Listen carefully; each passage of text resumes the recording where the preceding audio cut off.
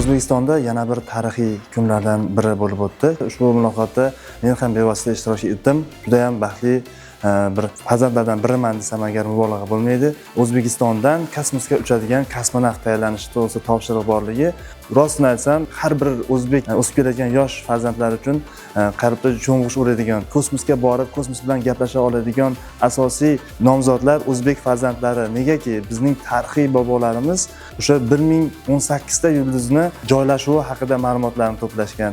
Albatta bu allomalarning farzandlari albatta bunga haqli degan bir mazmunda suhbat olib bordilar.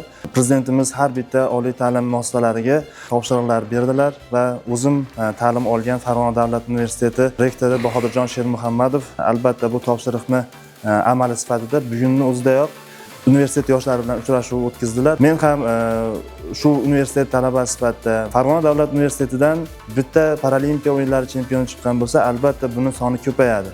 Ushbu sonning ko'payishida men paralimpiya o'yinlari chempioni sifatida olimpiya va paralimpiya sport turlari bo'yicha chempionlar chiqishida men ham o'zimdagi bor malaka va ko'nikmalarimni ushbu o'quvchilarga o'rgataman va chempionlar chiqishiga harakat qilamiz. Yurtboshimiz O'zbekistonga xalqaro arenalarda 2200 dan ortiq medallarni qo'lga kiritganligini hamda O'zbekistonga olib kirilganligini ta'kidlab o'tdilar va aynan shu natijalardan bitta narsani ta'kidlab o'tishimiz mumkinki, bu yurtboshimizni bizga berayotgan imkoniyatlari hamda ishonchlarini deyarli oqlaganimiz yuksak natijasidir. Berilgan imkoniyatlardan va ta'kidlangan ishlardan yana ham unumli foydalanamiz va bundan-da yuqori natijalarga erishishga harakat qilamiz.